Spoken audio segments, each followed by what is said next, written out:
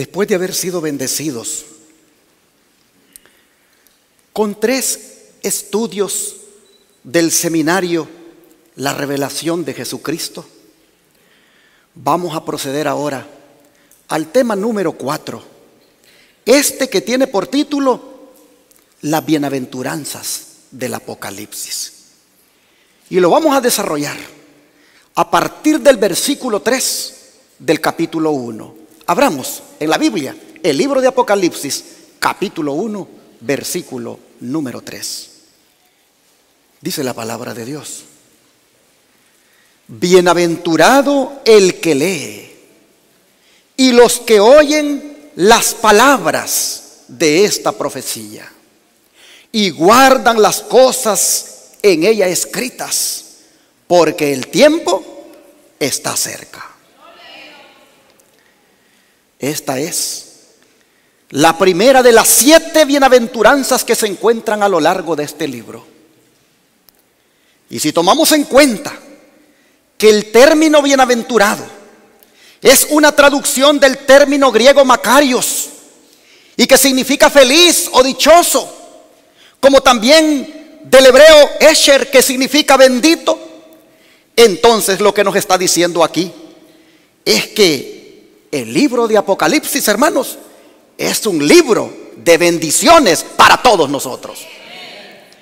Aquí nosotros encontramos bienaventuranzas consoladoras, llenas de vida y de promesas maravillosas para fortalecer la fe de cada uno de nosotros. Pues no nos olvidemos, hermanos, que en contraposición a estas bienaventuranzas, este libro también habla de 7 ayes para los que no obedecen la palabra de Dios. De manera que apropiémonos todos esta mañana de las 7 bienaventuranzas del Apocalipsis, estudiando cada una de ellas en este día, empezando con la que acabamos de leer y que les pongo en la pantalla otra vez. Esta que dice: bienaventurado el que lee y los que oyen las palabras de esta profecía. Hermanos, mejor estímulo no podemos tener para leer el libro de Apocalipsis. Si hay una bendición directa y formal sobre la lectura de una parte de la palabra de Dios, es la que se encuentra aquí en el libro de Apocalipsis. ¿Y por qué Dios promete una bendición al dedicar tiempo a la lectura de este libro? Porque, como hemos dicho en estudios anteriores, hay una tendencia a ignorar su contenido. Y esto no es otra cosa que obra de Satanás, para que no nos demos cuenta de los engaños de él, que aquí en este libro son desenmascarados. El don profético lo respalda, se los pongo aquí. ¿Por qué existe, pues, dice, esta ignorancia general acerca de tan importante porción de las Escrituras? ¿Por qué es tan universal la falta de voluntad para investigar sus enseñanzas? Es resultado, dice, de un esfuerzo del príncipe de las tinieblas para ocultar a los hombres lo que revela sus engaños. Por esto Cristo el revelador, previendo la guerra que se haría al estudio del Apocalipsis, pronunció una bendición sobre cuantos leyesen, oyesen y guardasen las palabras de la profecía. Conflicto de los siglos, página 341. ¿Y cómo nosotros deberíamos entender, hermanos, este énfasis que hace sobre los que leen, sobre los que oyen y sobre los que guardan? Dejemos que el mismo libro, El conflicto de los siglos, un poco antes de esta nota que acabamos de leer, nos lo diga. Miren ustedes, el profeta dice: bienaventurado el que lee. Hay quienes, dice, ¿qué cosa? No quieren leer, y por lo tanto la bendición no es para ellos. Dice: y los que oyen.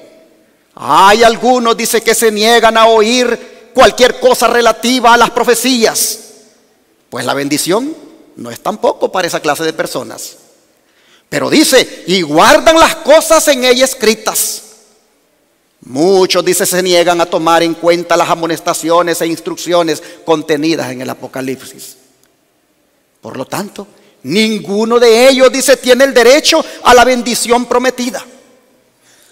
Todos los que ridiculizan los argumentos de la profecía y se mofan de los símbolos dados solemnemente en ella, todos los que se niegan a reformar sus vidas y a prepararse para la venida del Hijo del Hombre, no serán bendecidos. Conflicto de los Siglos, página 340. Interesante. Todos los que no quieren leer el libro de Apocalipsis se pierden de la bendición.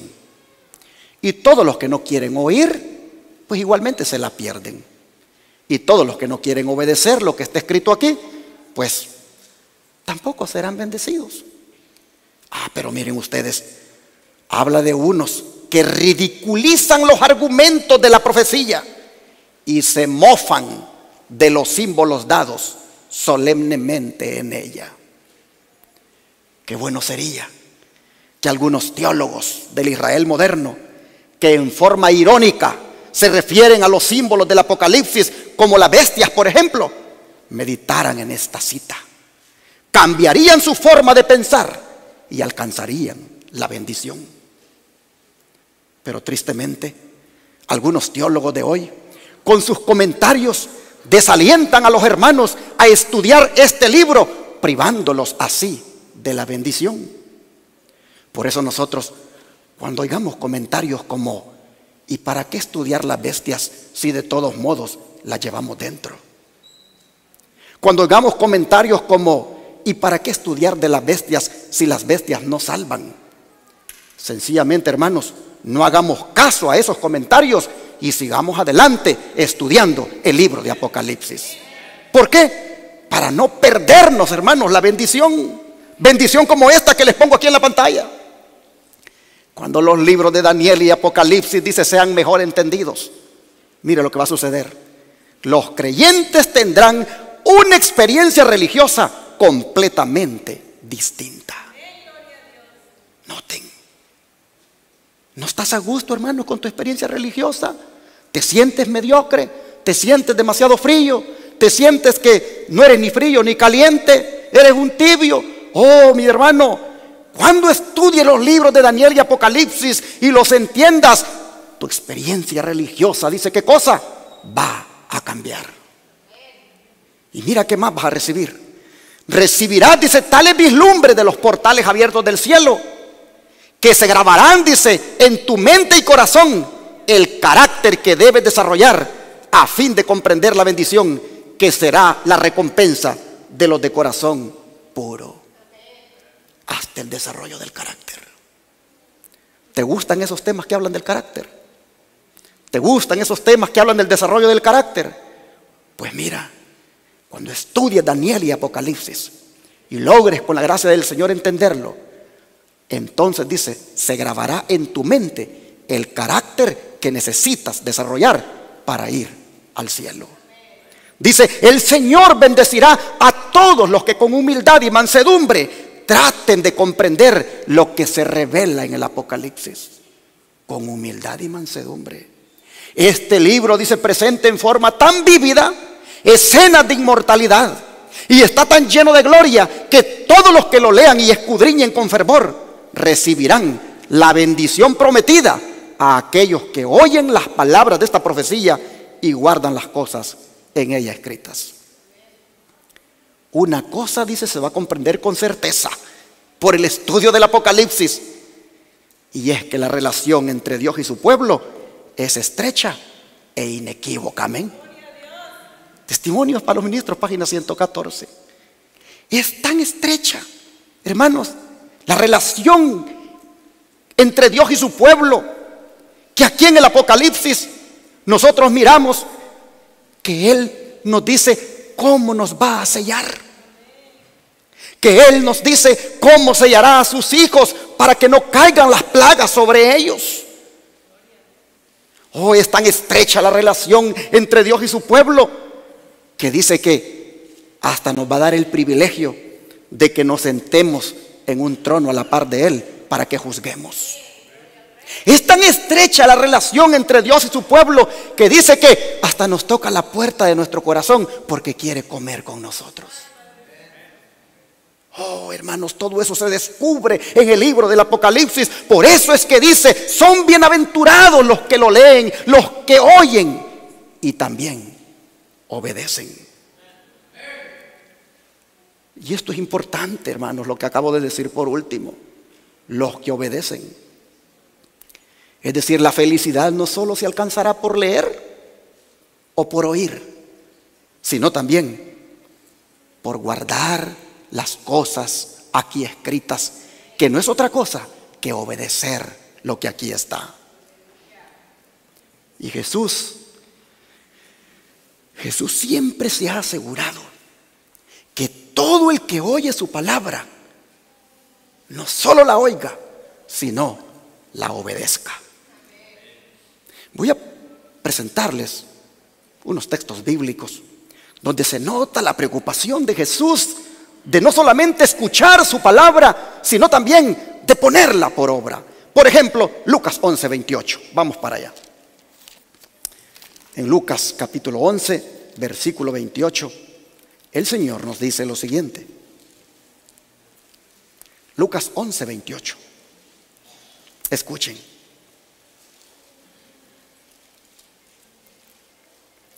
Yo creo que es oportuno leer el 27 para que tengamos más claro el contexto. Dice, mientras él decía estas cosas, una mujer de entre la multitud levantó la voz y le dijo, bienaventurado el vientre que te trajo y los senos que mamaste. Y él le dijo, antes bienaventurados los que oyen la palabra de Dios y la guardan. Aquí nosotros vemos que ante el elogio de una mujer acerca de su madre, declarándola como dichosa por haberlo criado, él dice, más dichosos son los que oyen la palabra y la obedecen. ¿Por qué, hermanos? ¿Por qué somos más dichosos cuando oímos la palabra y la obedecemos? Por lo que la palabra hace en nosotros cuando la recibimos. Hermanos, cuando nosotros obedecemos la palabra es semejante a la semilla. Miren lo que él dijo en Lucas 8:15. Dice, mas la que cayó en buena tierra, estos son los que con corazón bueno y recto retienen la palabra oída y dan fruto con perseverancia. Ustedes pueden ver cómo la palabra, cuando se obedece, esta, hermanos, da su fruto. Pero noten cómo debe estar el corazón.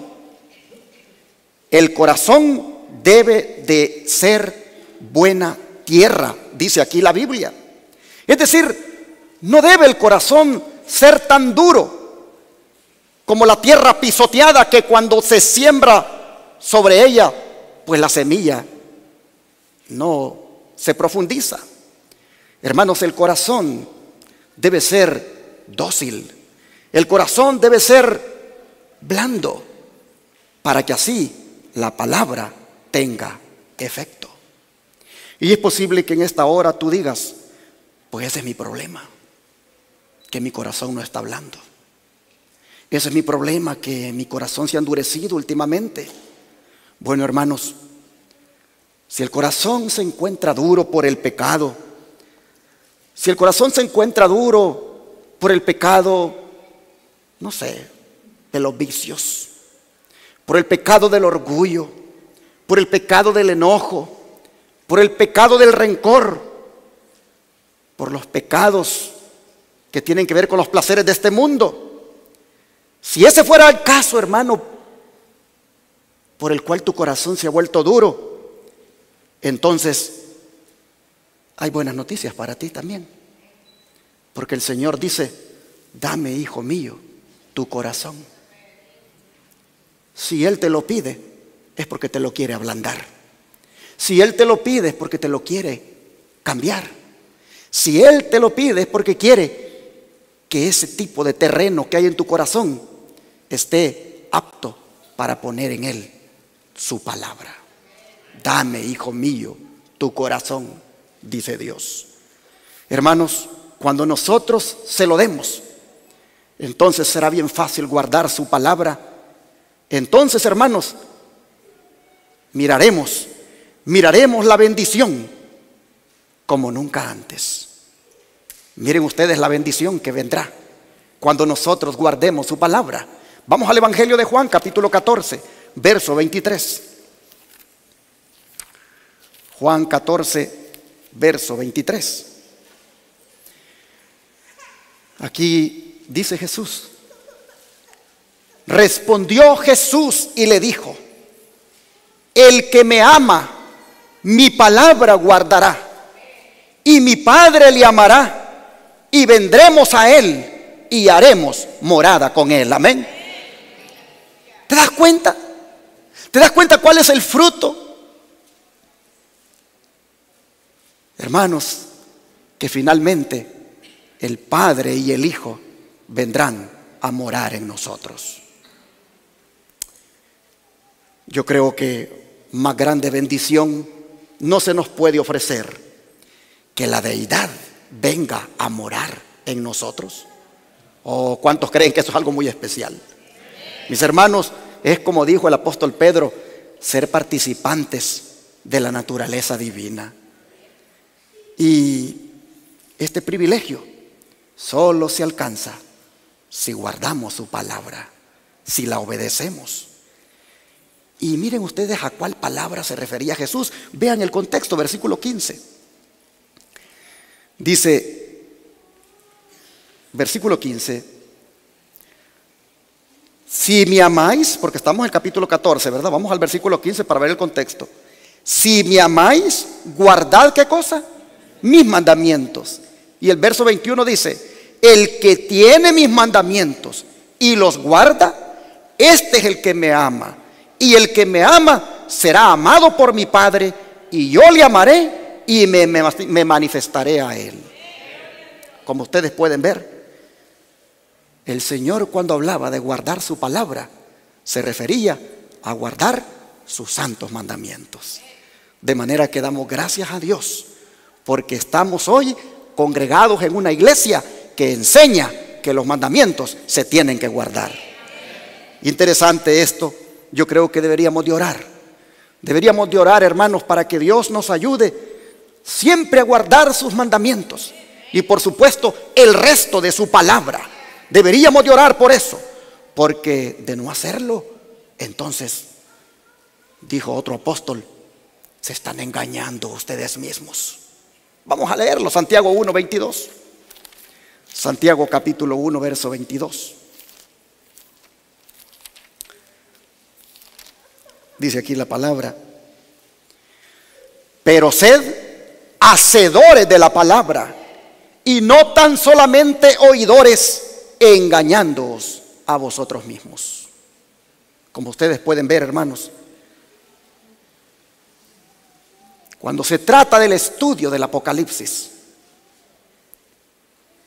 no nos contentemos solamente con leerlo y entender sus profecías, sino que también busquemos obedecer lo que aquí está escrito.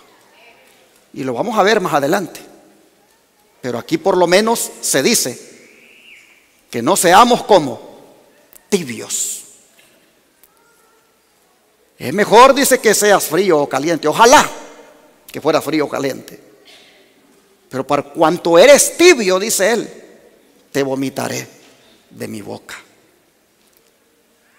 Esas palabras, hermanos, uno pudiera sentir, wow, qué fuerte es el Señor conmigo. Pero es que el Señor nos ama y no quiere que nos perdamos. Y por eso es que palabras como esas y otras que se encuentran en el Apocalipsis, hermanos, somos nosotros llamados a obedecerlas, como también otros mensajes que salen de la palabra, porque de lo contrario nos engañamos a nosotros mismos. Hay veces que decimos que bueno estuvo el sermón, pero hermano, no solo deberías de decir eso, qué bueno estuvo el sermón, sino que deberías de decir, buscaré con la ayuda de Dios que ese sermón haga efecto en mi vida. Mis hermanos, deberíamos nosotros decir que es más bueno lo que vamos a vivir como resultado del sermón que el sermón mismo. Por eso el don profético, miren cómo nos exhorta a que pongamos por obra lo que oímos cuando venimos a escuchar su palabra, como también cuando la leemos personalmente. Miren esta declaración. Dios quiere que todos hagan un uso práctico de las claras enseñanzas de su palabra. Si son hacedores de la palabra, que es clara y poderosa en su sencillez, no dejarán de perfeccionar un carácter cristiano. Seguirán santificados por la verdad y obedeciéndola humildemente, se asegurarán la vida eterna. Joder, los testimonios, tomo 1, página 285. Y esto, hermanos, es importante tenerlo claro, de que tenemos que poner por obra su palabra de cara, hermanos, al juicio que se está llevando a cabo en el cielo, en el cual pronto nosotros vamos a comparecer, y allí se tomará en cuenta si nosotros ponemos por obra su palabra. Se los pongo en esta otra declaración inspirada. Cuando se presenten en revisión delante de Dios los casos de todos, no se preguntará qué profesaron, sino qué hicieron. ¿Fueron hacedores de la palabra? ¿Vivieron para sí o ejercitándose en obras de benevolencia y en acciones de bondad y amor, prefirieron a los demás antes que a sí mismos y se negaron a sí mismos a fin de beneficiar a otros? Si el registro demuestra que tal ha sido su vida, que su carácter se distinguió por la ternura, la abnegación y la benevolencia, recibirán la bienaventurada seguridad y bendición de Cristo. Bien, buen siervo fiel, venid bendito de mi Padre, heredad el reino preparado para vosotros desde la fundación del mundo. Hermanos y hermanas, estos tengo los testimonios, tomo 3, página 404. Pero miren ustedes, en el juicio que se está llevando a cabo en el cielo, interesante esto, no se nos preguntará qué profesaron, qué creyeron, cuáles eran tus doctrinas, aunque son importantes, sino que se preguntará qué hicieron. ¿Qué hicieron con ese mensaje? ¿Qué hicieron con esas doctrinas? ¿Fueron hacedores de su palabra, de la palabra? ¿Permitieron que esa palabra tuviera efecto en sus vidas? ¿Fueron egoístas viviendo solo para ustedes o buscaron ayudar al prójimo? Con obras, con benevolencia, que no es otra cosa que bondad, con ternura. Hermanos y hermanas, ¿y por qué es dada esta bienaventuranza y las otras 6 que vamos a estudiar a continuación? ¿Por qué, hermanos? Porque el tiempo, ¿qué cosa dice? No lo puedo aquí esta cosa mostrárselo, creo aquí está. Porque el tiempo está cerca. ¿Cuántos creen que estamos viviendo en los últimos días?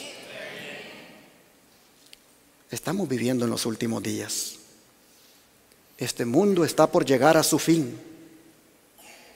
Y por lo tanto, hermanos, las bienaventuranzas van a ser la protección para nosotros en el tiempo del fin.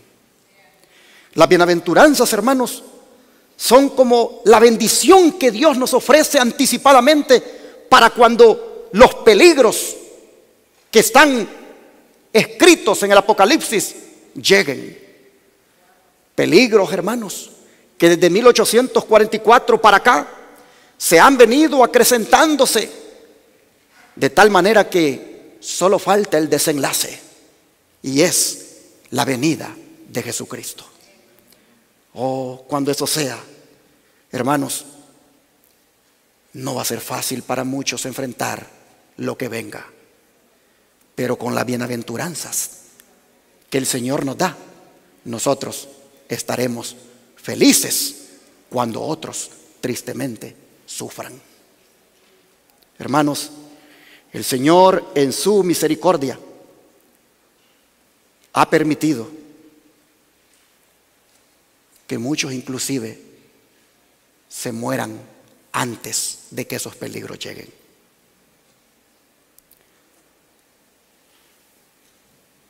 Y en ese contexto es que Él da la segunda bienaventuranza. Porque muchos que se están muriendo ahora, escuchen, muchos que se están muriendo ahora y mueren en Cristo creyendo este mensaje, hermanos, esos son felices por morirse ya. ¿Por qué? Por lo que dice la segunda bienaventuranza. Vamos a Apocalipsis 14, versículo 13. Apocalipsis 14, versículo 13. Aquí nosotros encontramos las escrituras diciendo: oí una voz que desde el cielo me decía: escribe, bienaventurados de aquí en adelante los muertos que mueren en el Señor. Sí, dice el Espíritu, descansarán de sus trabajos, porque sus obras con ellos siguen. La expresión, hermanos, esta que dice: bienaventurados de aquí en adelante los muertos que mueren en el Señor. Hermanos, esta expresión, por el contexto en el cual es expresada, que es cuando comienzan los mensajes de los tres ángeles, según los versos 6 al 12, nos dice que todos los que mueran creyendo el mensaje de los tres ángeles, que todos los que mueran dejándose santificar por el mensaje de los tres ángeles, hermanos, todos ellos son felices. ¿Por qué razón? Por tres razones. Número uno, porque esos que mueren antes que llegue el gran tiempo de angustia, hermanos, esos serán guardados de las terribles pruebas que van a afligir al mundo cuando lleguen. La segunda razón por la cual son bienaventurados los que se están muriendo en el mensaje de los tres ángeles y que lo viven, es porque ellos van a participar de una resurrección especial, dice el profeta Daniel, una resurrección de justos que se levantará a escasos momentos de que Cristo aparezca en gloria. Se van a levantar y lo van a ver venir con poder y majestad. Oh, hermanos, estos son bienaventurados porque serán parte de esa resurrección especial. Pero también son bienaventurados porque ellos, hermanos, su influencia que ejercen mientras viven, esa influencia continuará en las personas a quienes ellos les testificaron, continuará en las personas a quienes ellos les hablaron del mensaje. Después que ellos fallezcan, esas personas tomarán en cuenta las palabras que ellos les dijeron. Hermanos, todo esto que les digo se desprende de esta cita inspirada que les pongo en la pantalla. Conflicto de los siglos, página 372 y 373. Escuchen, el Señor no aflige ni entristece voluntariamente a los hijos de los hombres. Como el Padre se compadece de los hijos, se compadece Jehová de los que le temen. Él sabe si las personas por quienes se ora podrán soportar las pruebas que les sobrevendrán si sobreviven. Él conoce el fin desde el principio. Se permitirá que muchos duerman en el sueño de la muerte antes de las terribles pruebas que afligirán al mundo en el tiempo de angustia. Se pidió al apóstol que escribiera: bienaventurados de aquí en adelante los muertos que mueren en el Señor. Sí, dice el Espíritu, descansarán de sus trabajos porque sus obras con ellos siguen. Como ven, aquí nosotros tenemos la primera razón por la cual son bienaventurados los que mueren en el Señor, durante la proclamación del mensaje del tercer ángel. Es porque el Señor dice, quiere librarlos de soportar la gran angustia que vendrá. Por eso son bienaventurados. Ahora veamos la segunda razón. Los sepulcros, dice, se abren, y muchos de los que duermen en el polvo de la tierra serán despertados, unos para vida eterna y otros para vergüenza y confusión perpetua, dice Daniel 12:2. Todos, dice, los que murieron en la fe del mensaje del tercer ángel, en ese entonces salen glorificados de la tumba para oír el pacto de paz que Dios hace con los que guardaron su ley. Los que le traspasaron, también estos, dice, los que se mofaron y se rieron de la agonía de Cristo, y los enemigos más acérrimos de su verdad y de su pueblo, también son resucitados para mirarle en su gloria. Pero solo será para ver el honor con que serán recompensados los fieles y obedientes. Evento de los últimos días, página 229. ¿Por qué solo para eso? Porque inmediatamente ellos morirán. Así que, hermanos, la cita inspirada pone en la resurrección especial que habrá antes de la venida del Señor a los que han muerto en el mensaje del tercer ángel. Por eso son bienaventurados. Pero ¿qué de la tercera razón por la cual son felices los que mueren durante la proclamación del mensaje de los tres ángeles? Aquí está la tercera razón. Testimonios para los ministros, página 436. Cuando un hombre muere, su influencia no muere con él, sino que vive y se reproduce. La influencia del hombre que fue bueno y puro y santo vive después de su muerte, como el fulgor del sol poniente, proyectando sus glorias a través del cielo, iluminando los picos de las montañas mucho tiempo después que el sol se ha hundido detrás de la colina. Así, dice, las obras del hombre puro y santo y bueno reflejan su luz cuando él ya no vive para hablar y actuar en persona. Sus obras, sus palabras, su ejemplo vivirán para siempre, porque dice la Biblia, en memoria eterna será el justo. Así que, mis hermanos, si en los planes de Dios está que uno de nosotros muera antes que el tiempo de angustia llegue, oh, mis hermanos, entonces asegurémonos cada día de perseverar en el mensaje del tercer ángel. Asegurémonos cada día de hacer las obras correspondientes para poder ser de los bienaventurados que de aquí en adelante mueren en el Señor. Y como nadie sabe cuándo eso puede suceder, como nadie sabe cuándo puede ocurrir, somos exhortados a ser felices si vivimos de acuerdo a la tercera bienaventuranza. Vamos a mirar la tercera bienaventuranza, Apocalipsis 16:15. Dice, he aquí, yo vengo como ladrón. Bienaventurado el que vela y guarda sus ropas, para que no ande desnudo y vean su vergüenza. Hermanos, esta bendición, bienaventurado el que vela y guarda sus ropas, es dada después de la descripción de un poder obrador de milagros que en los versículos 13 y 14 reúne al mundo para el último gran conflicto conocido como el Armagedón contra el pueblo de Dios. Para entonces nosotros tenemos que estar, ¿cómo dice? Hermanos, velando. Tenemos que estar en vela. ¿Por qué razón, hermanos? Porque si para entonces nosotros estamos dormidos espiritualmente, se pueden imaginar la suerte que tendremos. De manera que la bienaventuranza es para los que estén velando y guardando, ¿qué cosa? Sus ropas. Estas ropas son símbolo del carácter y la justicia de Cristo que todos debemos tener. Hermanos, Cristo vendrá repentinamente para destruir a los impíos.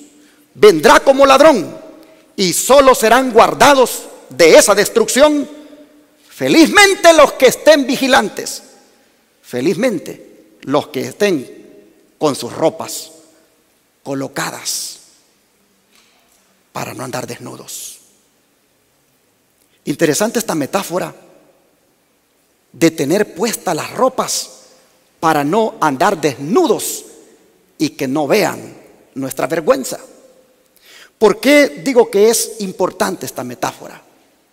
Porque andar desnudos es símbolo, hermanos, de la humillación que experimentarán todos los que compongan Babilonia para ese tiempo. Porque de Babilonia, miren lo que ha sido escrito. Vamos a Apocalipsis 17, versículos 16. Apocalipsis 17, versículo 16. Dice: y los 10 cuernos que visten la bestia, estos aborrecerán a la ramera y la dejarán desolada y, ¿cómo, hermanos? Desnuda, y devorarán sus carnes y la quemarán con fuego. Ustedes pueden ver cómo el Señor entonces nos exhorta: velen, tengan sus ropas puestas para que no les vean su desnudez, porque todos los que van a estar con Babilonia, Babilonia será desnuda, y por lo tanto todos los que formen parte de ella serán humillados, como cuando una persona es vista desnuda. Y mis hermanos, esta figura de la desnudez como símbolo de humillación era una práctica acostumbrada por aquellos ejércitos que salían victoriosos sobre el enemigo. Ellos acostumbraban a humillarlos de esa naturaleza, de esa forma, quitándoles las vestiduras. Miren lo que dice el profeta Isaías. Vamos aquí a leer capítulo 20, versículo 4.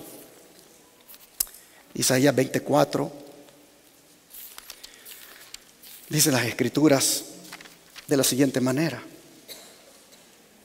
así llevará el rey de Asiria a los cautivos de Egipto y los deportados de Etiopía, a jóvenes y ancianos. ¿Cómo dice que lo llevaría? Desnudos y descalzos, y descubiertas las nalgas, y para vergüenza de Egipto. Desnuditos y descalzos serían llevados delante de todos. Imagínense ustedes, imagínense el cuadro en Asiria. Imagínense el cuadro, desfilando los prisioneros de Egipto y también, dice, los de Etiopía, desfilando ellos completamente desnudos, para vergüenza de los egipcios y de los etíopes. Así que Dios, hermanos, cuando dice: vela y mantén tus ropas puestas para que no vean tu vergüenza, para que no vean tu desnudez, es porque en el tiempo final, los que estén con Babilonia, cuando Babilonia sea desnuda, es una muestra de la humillación que experimentarán todos los que estén en ellas. Oh, hermanos, pero qué bueno es el Señor con nosotros, porque con anticipación nos lo dice. Miren: bienaventurado el que vela y guarda sus ropas, para que no ande desnudo y vean su vergüenza. Con anticipación nos lo dice, para que en vez de experimentar la humillación, mejor, hermanos, experimentemos esta felicidad. El Señor con tiempo nos lo dice, para que nosotros seamos guardados de esa humillación y seamos felices de que nosotros, el Señor, nos va a proteger. ¿Y cuál es el significado espiritual de la desnudez? Bueno, dejemos que el don profético nos lo diga.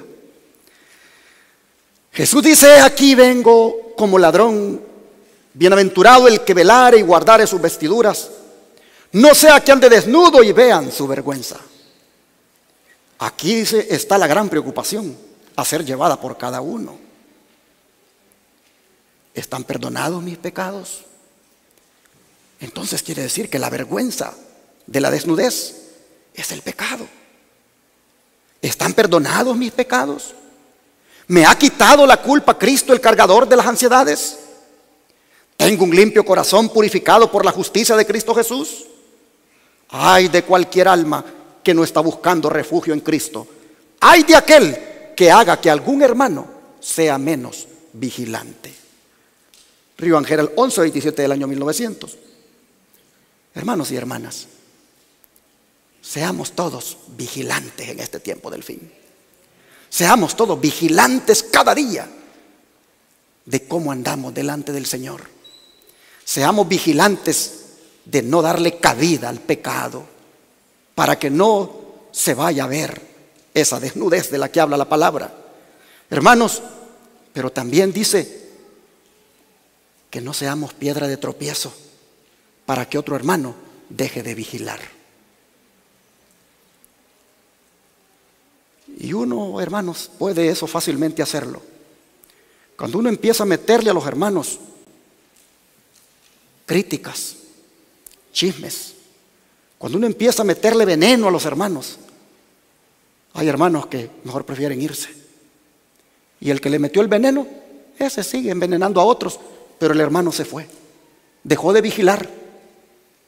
Oh, dice aquí el don profético, ay de aquel que haga que algún hermano sea menos vigilante. Por eso, hermanos, vigilemos de que nosotros seamos buenos cristianos. Vigilemos de que nosotros no le estorbemos la vida espiritual a otro. Miren, nosotros vamos a necesitar esta vigilancia, y vamos a necesitar tener estas ropas puestas, símbolo del carácter y la justicia de Cristo.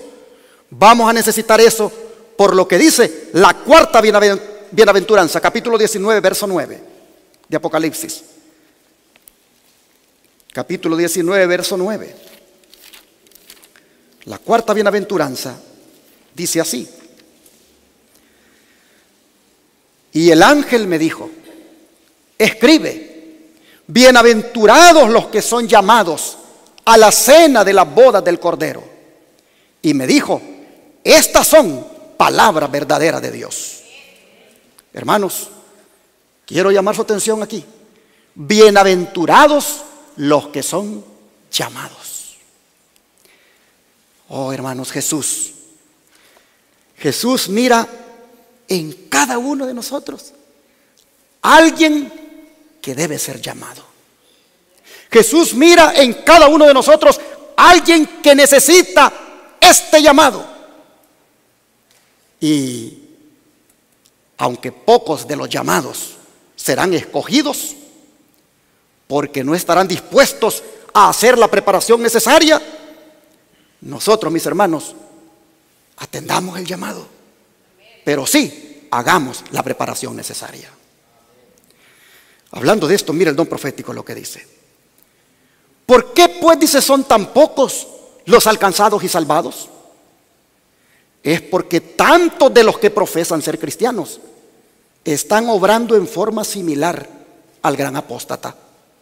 Millares de los que no conocen a Dios podrían estar hoy regocijándose en su amor si los que aseveran servirle obrasen como Dios obró. Hoy los testimonios, tomo 2, página 511. Hermanos, qué triste que pocos de los alcanzados y salvados, o mejor dicho, que pocos serán alcanzados y salvados porque solo profesaron ser cristianos, pero siguieron obrando en forma similar al gran apóstata que es Satanás. De manera que en esta bienaventuranza, hermanos, el Señor dice, son bienaventurados los llamados. Mis hermanos, Dios nos ayude para que nosotros atendamos el llamado de Jesús, a ponernos a cuentas con Él. Miren, hay un banquete de bodas al cual Jesús nos está llamando, y Él quiere que no nos perdamos estar allí en ese banquete. Por eso en la anterior bienaventuranza dice, tengan las ropas puestas, porque para ir al banquete hay que tener una ropa. Y no es la ropa que yo quiera, es la ropa que el Señor ha dado. La ropa de su carácter y su divina justicia reflejada en nosotros. Miren lo que dice aquí esta declaración, para que ustedes piensen por qué razón ustedes no podrían ir al banquete y yo también podría no ir al banquete de bodas. Miren, en mi sueño, dice, este fue un sueño que el hermano White tuvo. Un centinela, dice, estaba a la puerta de un importante edificio y preguntaba a cada uno que procuraba entrar: ¿has recibido el Espíritu Santo? En su mano, dice, había un cordón para medir y solo pocos, muy pocos fueron admitidos en el edificio. Y dijo un ángel: tu estatura como ser humano no significa nada, decía. Pero si has alcanzado la estatura plena de un varón en Cristo Jesús, de acuerdo con el conocimiento que has tenido, recibirás una invitación para sentarte con Cristo en la cena de las bodas del Cordero. Y por los siglos sin fin, nunca dejarás de aprender de las bendiciones concedidas en el banquete preparado para ti. Puede que tú seas alto y bien proporcionado, pero no puedes entrar aquí. Nadie que sea como un niño crecido, que lleve consigo el genio, los hábitos y las características propias de los niños, puede entrar. Si has alimentado desconfianzas, críticas, mal genio, orgullo, no puedes ser admitido, pues echarías a perder la fiesta.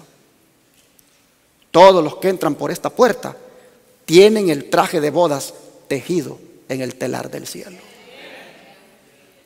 Mensajes Selectos, tomo 1, página 128 a la 129. ¿No les parece que esta es una declaración muy tremenda? Mis hermanos, miren ustedes lo que dice aquí, que va a impedir que entremos. Si hemos alimentado desconfianzas, críticas, mal genio, orgullo, dice, no podríamos entrar porque echaríamos a perder la fiesta. Así que, ¿cuánto necesitamos a Cristo Jesús para que nos quite todas esas cosas que dice esta declaración? ¿Cuánto necesitamos a Jesús que obre con nosotros para que nos quite esas desconfianzas, esos orgullos, esos mal genios? Hermanos, y el Señor lo quiere hacer. Él dice: venid a mí, tal como estás, trabajado y cargado, que yo te voy a hacer descansar. Ven con tu orgullo, ven con tu mal carácter, ven con tus desconfianzas, ven con ese espíritu de criticón que tienes o de criticona que tienes. Ven, dice el Señor, yo te voy a hacer diferente, yo te voy a cambiar. Todo mal hábito puede ser cambiado por Jesucristo. Vengamos a Él. No sigamos siendo los mismos. No sigamos viviendo como estamos viviendo. Anhelemos ser distintos y Cristo quiere cambiarnos. De lo contrario, arruinaríamos la fiesta y se nos dirá: no puedes entrar. Mis hermanos, hay algo más que va a impedir que muchos no vayan a ese banquete de bodas. Satanás, dice, ha estado multiplicando sus trampas en Battle Creek. Battle Creek era una ciudad allá en Michigan, donde estaba la sede central de la iglesia adventista en aquellos tiempos, y también estaba el colegio principal adventista. Pues allí, dice, Satanás estaba multiplicando sus trampas, ahí en Battle Creek. Y los cristianos profesos, dice, pero superficiales en su carácter y experiencia religiosa, son empleados por el tentador como lazos para entrampar. Los mismos hermanos estaban siendo instrumentos del diablo para hacer el trabajo en el pueblo de Dios. Noten quiénes eran. Esta clase, dice, está siempre lista para las reuniones de placer y deportes. Era de placer y de deportes. Y su influencia, dice, atrae a otros. Y ahora va a poner en específico quiénes eran. Los jóvenes y señoritas que procuran ser cristianos de acuerdo con la Biblia son inducidos a unirse a ese grupo y atraídos en el círculo. No consultan con oración la norma divina para saber lo que dijo Cristo en cuanto a los frutos que debe llevar el árbol cristiano. No disciernen que estos entretenimientos son realmente el banquete de Satanás, preparado para impedir que las almas acepten la invitación a la cena del Cordero y reciban el manto blanco del carácter, que es la justicia de Cristo. Consejos para maestros 324. Jóvenes y señoritas andaban en las distracciones de los deportes, ese deporte competitivo que todavía sigue manifestándose entre los hermanos. Qué triste, porque dice que no se dan cuenta que ese es el banquete de Satanás preparado para ellos, para impedirles que acepten la invitación a la cena del Cordero. Mis hermanos, por eso es importante que nos mantengamos, como dice aquí, dentro de los llamados a la cena de las bodas del Cordero. ¿Por qué, hermanos? Porque si nos mantenemos dentro de los llamados y finalmente estamos en esa cena, ¿quién nos va a servir? A ver, ¿quién nos va a servir? Vamos a leerlo en la Biblia. Vamos a Lucas capítulo 12, versículos 36 y 37. Lucas capítulo 12, versículos 36 y 37. Dijo Jesús: estén ceñidos vuestros lomos, desde el 35. Estén ceñidos vuestros lomos y vuestras lámparas encendidas.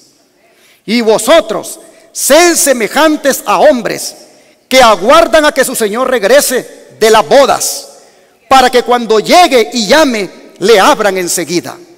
Bienaventurados aquellos siervos a los cuales su Señor, cuando venga, halle velando. De cierto les digo que se ceñirá y hará que se sienten a la mesa y vendrá a servirles. ¿Te das cuenta el privilegio? Oh, hermanos, qué felicidad ver a tu Señor Jesús sirviéndote el plato. Por eso mantengámonos dentro de los llamados, dentro de los llamados a la cena de bodas, porque eso, que Jesús mismo nos sirva, oh, hermanos, será una felicidad grande. Y para que veamos anticipadamente el gozo que tendremos en ese momento, ¿qué les parece si leemos esta declaración inspirada? Dice la mensajera del Señor Elena White: después de admirar la gloria del templo, salimos y Jesús nos dejó para ir a la ciudad. Pronto oímos su amable voz que decía: venid, pueblo mío, habéis salido de una gran tribulación y hecho mi voluntad. Sufristeis por mí. Venid a la cena, que yo me ceñiré para serviros. Y nosotros exclamamos, ¿qué cosa? ¡Aleluya! ¡Gloria!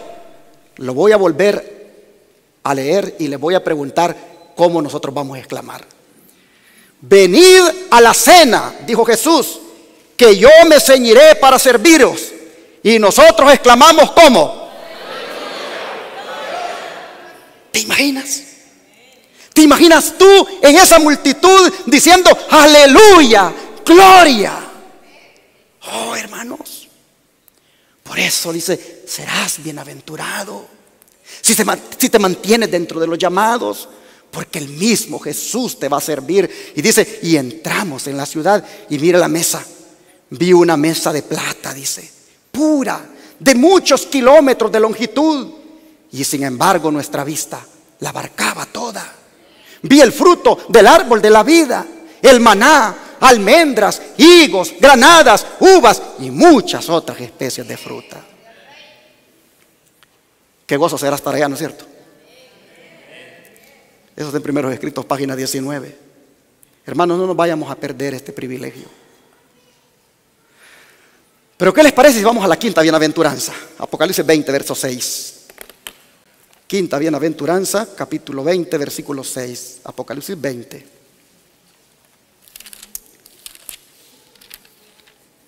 Aquí las escrituras dicen: bienaventurado y santo el que tiene parte en la primera resurrección. La segunda muerte no tiene potestad sobre estos, sino que serán sacerdotes de Dios y de Cristo y reinarán con Él 1000 años. Hermanos, hermoso esto. Bienaventurado y santo el que tiene parte en la primera resurrección. Imagínense ustedes, si somos de los que van a estar vivos cuando Cristo venga, la emoción que vamos a sentir cuando veamos a nuestros parientes o hermanos que ya murieron en el mensaje del tercer ángel y que fueron fieles hasta el último día de su vida. La emoción que vamos a sentir al verlos que salen de la tumba inmortales. Mis hermanos. O la gran felicidad que vamos a tener si nosotros, hermanos, ya hemos muerto y salgamos con esos cuerpos transformados, capaces de atravesar el espacio. No necesitaremos allí trajes de astronauta. Atravesaremos el espacio por el poder de Jesucristo. Oh, qué hermoso será esto. Bienaventurado el que tiene parte en la primera resurrección. Será algo grandioso, hermanos. Será algo grandioso. Y el don profético no escatima palabras en cuanto al momento ese tan especial. Miren ustedes, en la primera resurrección, el dador de la vida llamará a la posesión que Él ha comprado. Y hasta esa hora de triunfo, en la cual resonará la trompeta final y el vasto ejército se adelantará para apropiarse de la victoria eterna. Todo santo que duerme será salvaguardado y protegido como una joya preciosa a la cual Dios conoce por nombre. Hermanos, será algo especial. Gracias al poder del Salvador, dice que moraba en ellos mientras vivían, y debido a que fueron participantes de la naturaleza divina, serán levantados de entre los muertos. Gloriosa será la victoria de los santos que duermen en el Señor en la mañana de la resurrección. El dador de la vida coronará de inmortalidad a todos los que se levanten del sepulcro. Allí estará la hueste que ha resucitado. Su último pensamiento se refería a la muerte y sus dolores. Sus pensamientos postreros fueron referentes al sepulcro y la muerte. Pero ahora miren lo que dicen. ¿Dónde está, oh muerte, tu aguijón? ¿Dónde, oh sepulcro, tu victoria? Reciben el toque final de la inmortalidad y se adelantan para encontrar a su Señor en el aire. Del otro lado están las columnas de los ángeles. Entonces el coro angélico da la nota de victoria y los ángeles en dos grupos inician el himno y la hueste de redimidos se les une como si ya sobre la tierra lo hubieran entonado, y en realidad lo han hecho. Oh, qué música. No hay una sola nota discordante. Toda voz proclama: el cordero que fue inmolado es digno. Él, por su parte, contempla el trabajo de su alma y se siente saciado. Hijos e hijas de Dios, página 361.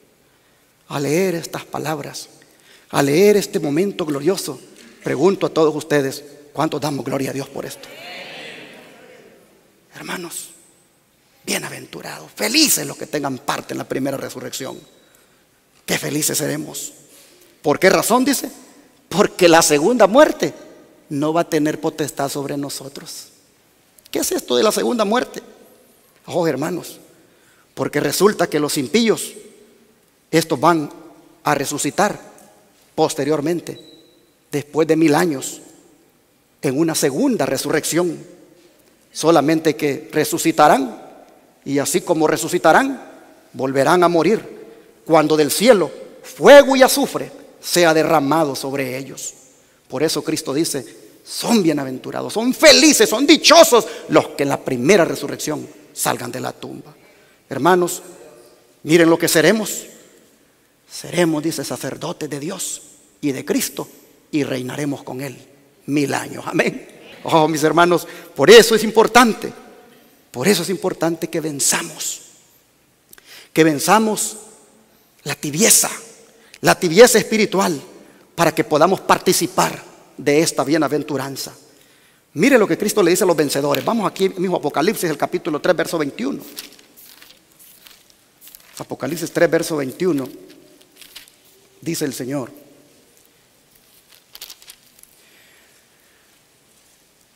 Al que venciere, le daré que se siente conmigo en mi trono, así como yo he vencido y me he sentado con mi Padre en su trono. ¿Sabe lo que esto significa? Sentarse con Él en el trono. Que usted también va a juzgar con Él. Hermanos, y si ustedes creen que esto pues está demasiado lejos, entonces anímense con la sexta bienaventuranza, la que se encuentra en Apocalipsis 22:7.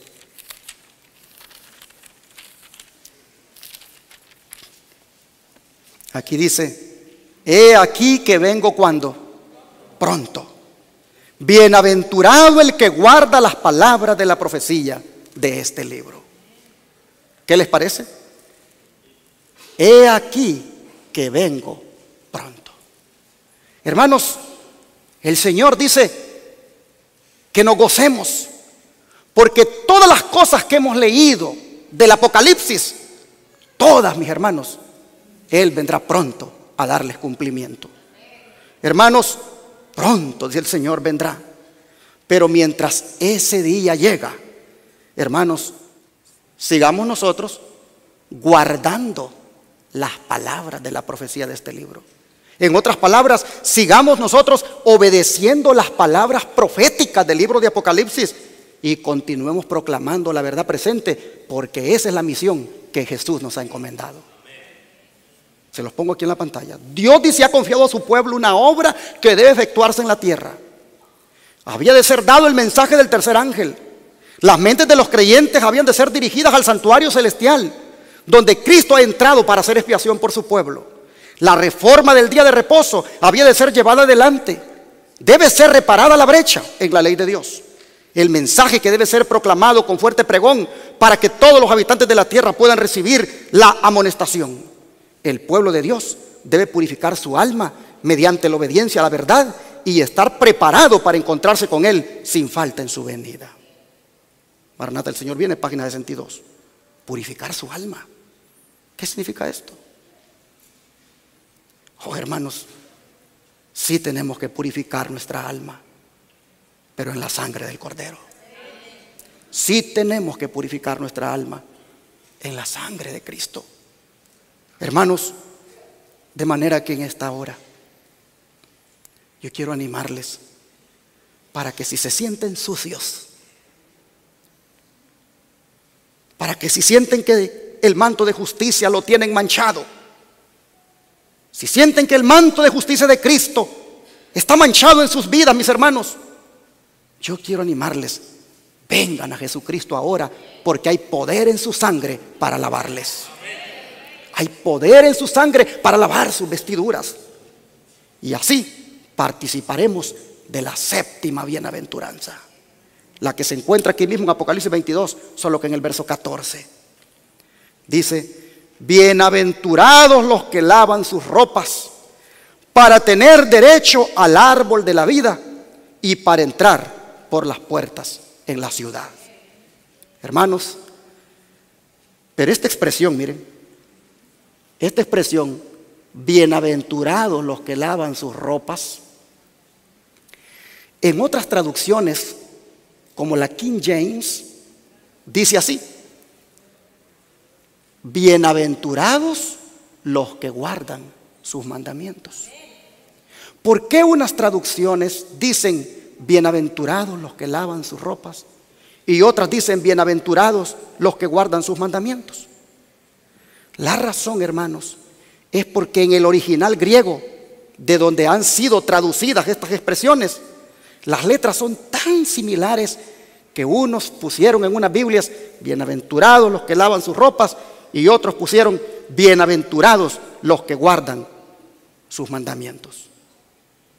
Pero finalmente, hermanos, finalmente, la mejor evidencia de que hemos sido lavados es la obediencia a sus santos mandamientos, ¿no es cierto?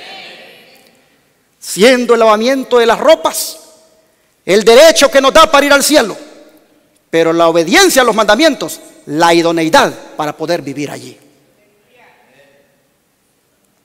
Hermanos,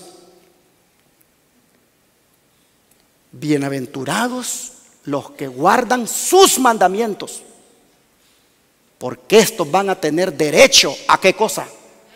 Al árbol de la vida, y van a entrar por las puertas de la ciudad. Hermanos y hermanas, aunque no somos muchos los bienaventurados en esto, porque la gran mayoría ha elegido pisotear los mandamientos al transgredir el sábado, yo pregunto, aunque no somos muchos los bienaventurados, de todas maneras, ¿cuántos estamos contentos de haber conocido la verdad del sábado? Hermanos, nosotros hemos conocido la verdad del santo sábado y nosotros por su gracia obedecemos sus mandamientos. Pero miren qué privilegio, que los que obedezcan sus mandamientos tendrán derecho a comer ¿de qué cosa? Oh, hermano pentecostal que me estás escuchando, hermano bautista, hermano metodista, tú que guardas el domingo, ¿quieres tener derecho al árbol de la vida para prolongar tu existencia por toda la eternidad? Ponte a guardar los mandamientos, incluyendo el santo sábado, porque los que guarden los mandamientos tendrán derecho al árbol de la vida. Esos son los que entrarán por las puertas de la santa ciudad. Ah, mis hermanos, aunque nos digan a nosotros que hemos caído de la gracia, sabemos que somos bienaventurados.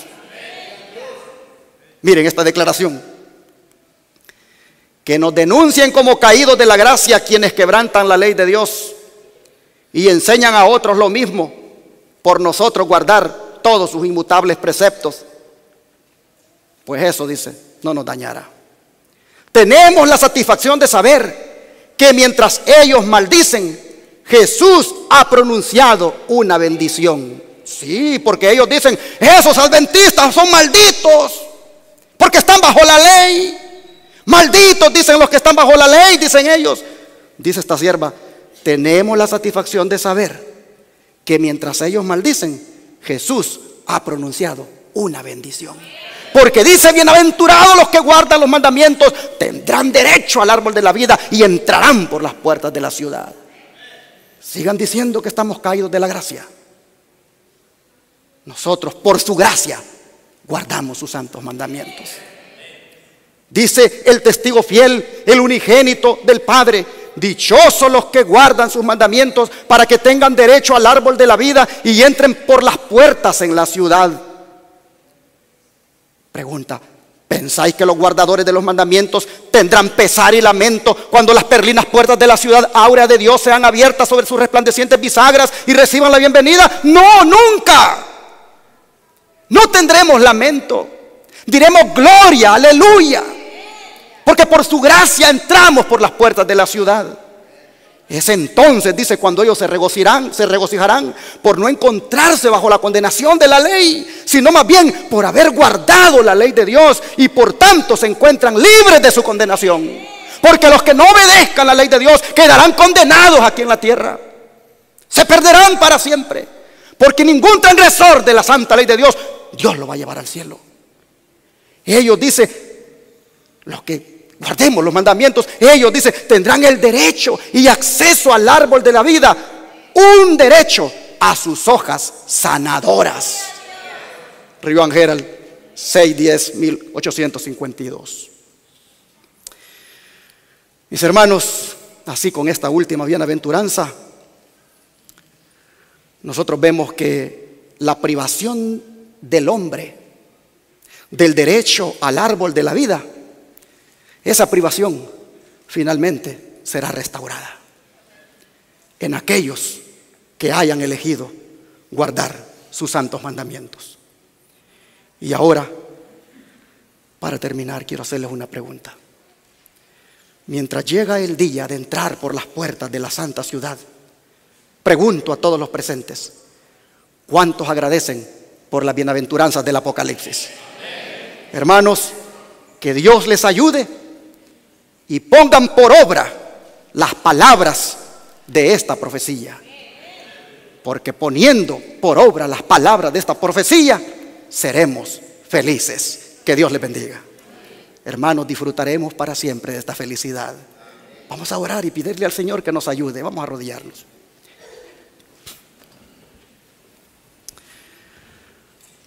Padre nuestro, gracias porque Apocalipsis tiene tremendas bendiciones para los que estudiamos sus profecías.